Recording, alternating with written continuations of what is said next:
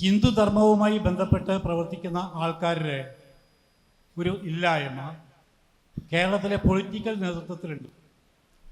അത് പൂർത്തീകരിക്കാൻ എന്തുകൊണ്ട് സ്വാമിജിമാർക്ക് മുന്നോട്ട് വന്നുകൂടാ? ഇപ്പോൾ UP-യിൽ യോഗി ആദിത്യനാഥ് ചെയ്യുന്നത് പോലെ. ഇതാണ് എൻ്റെ ചോദ്യം. ഇരിക്കുക.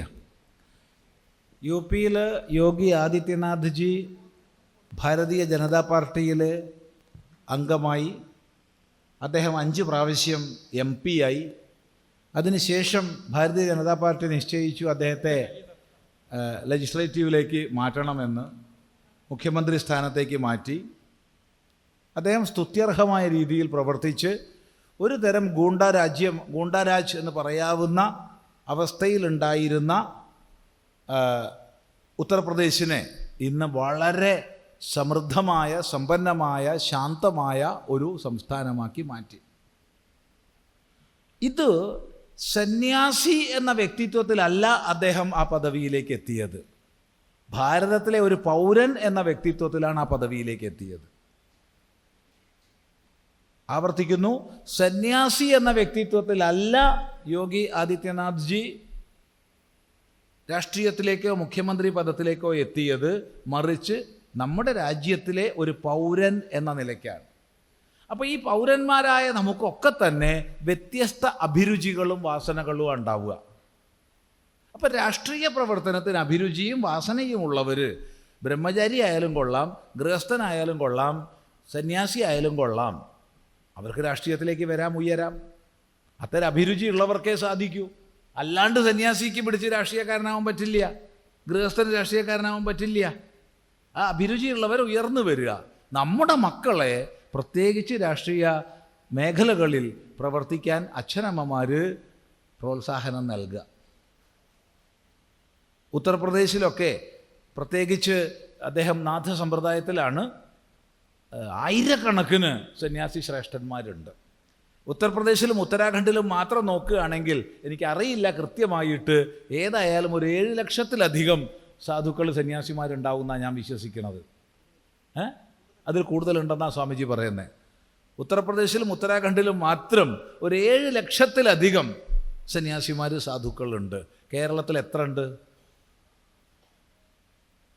വളരെ കുറച്ചേ ഉള്ളൂ.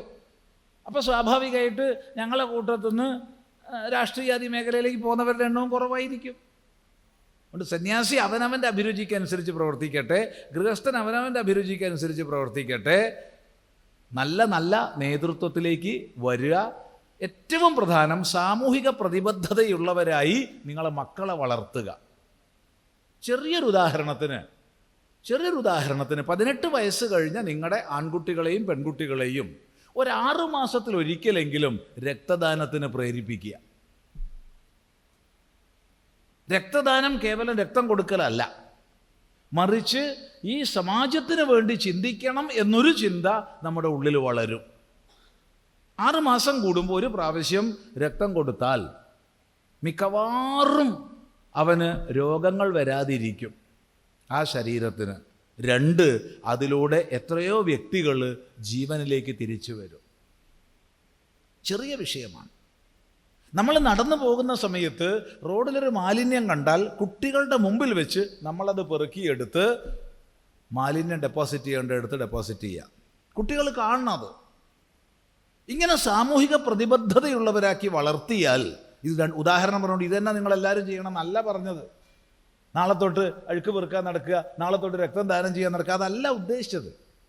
ഈ സമൂഹത്തെക്കുറിച്ച് ചിന്തിക്കുന്ന മനോഭാവം, മക്കളെ പഠിച്ച് നല്ല മാർക്ക് വാങ്ങി നല്ലോണം ഇന്ന ഉദ്യോഗം കിട്ടുമെന്ന് മാത്രം പറയാതെ ഒപ്പത്തിനൊപ്പം നിൻ്റെ സമാജത്തെ നീ ശ്രദ്ധിക്കണം എന്ന് പറയുക. നമ്മൾ പരിധിയുടെ ഉള്ളിൽ വളരെ ചുരുങ്ങിയ പല പ്രവർത്തനങ്ങൾ ചെയ്തുകൊണ്ടിരിക്കുന്നുണ്ട്. ഒന്ന്, എവിടെ ചെന്നാലും എന്തെങ്കിലുമൊക്കെ ദക്ഷിണ കിട്ടും. എവിടെ ചെന്നാലും പ്രായണ ദിവസവും ദക്ഷിണ കിട്ടും. ചില ദിവസം കുറവായിരിക്കും, ചില ദിവസം കൂടുതലായിരിക്കും. കിട്ടിക്കഴിഞ്ഞാൽ 90% പിറ്റേ ദിവസം രാവിലെ ആകുമ്പോഴത്തേക്ക് തീരും. കാരണം അത്ര അധികം ആൾക്കാർ രാവിലെ വന്നിട്ടുണ്ടാവും ആശ്രമത്തിൽ ചികിത്സയ്ക്ക്, മരുന്നിന്, അതിന് ഇതിനെന്നും പറഞ്ഞിട്ട്. എങ്കിലും ആ കൂട്ടത്തിൽ കുറച്ച് കുട്ടികളെ രഹസ്യമായിട്ട് പഠിപ്പിക്കുന്നുണ്ട്. ആരും അറിയില്ല. അവരോട് നമ്മൾ ഒന്നേ പറഞ്ഞിട്ടുള്ളൂ, നിങ്ങൾ പഠിച്ച് ജോലിയായി കഴിഞ്ഞാൽ 2 കുട്ടികളെങ്കിലും നിങ്ങൾ പഠിപ്പിക്കണം. എനിക്ക് നായ പൈസ തരണ്ട, എനിക്ക് നായ പൈസ തരണ്ട, 2 കുട്ടികളെങ്കിലും നിങ്ങൾ പഠിപ്പിക്കണം. അങ്ങനെ ഒരു സന്ദേശം നമ്മൾ നൽകുമ്പോൾ അവർക്ക് സാമൂഹിക പ്രതിബദ്ധത ഉണ്ടാവും. അവർ ചെയ്തോ ഇല്ലയോ എന്നുള്ളത് നമ്മൾ നോക്കണ്ട, നമ്മൾ നൽകുക. നമ്മൾ മക്കളെ വളർത്തുമ്പോൾ ശ്രദ്ധിക്കുക, അതാണ് പറയാനുള്ളത്. അതുകൊണ്ട് സന്യാസിമാർ രാഷ്ട്രീയത്തിലേക്ക് പോവുക എന്നുള്ളതോ ഗൃഹസ്ഥൻ രാഷ്ട്രീയത്തിലേക്ക് പോവുക എന്നുള്ളതോ വേർതിരിക്കരുത്. ഈ രാഷ്ട്രത്തിലെ പൗരന്മാരാണ് രാഷ്ട്രീയത്തിലേക്ക് പ്രവർത്തിക്കേണ്ടത്, അതാണ് പറയാനുള്ളത്.